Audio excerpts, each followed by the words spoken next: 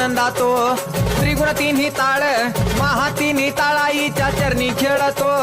चंडमुंड मर्दून महिषासुरवधया जातो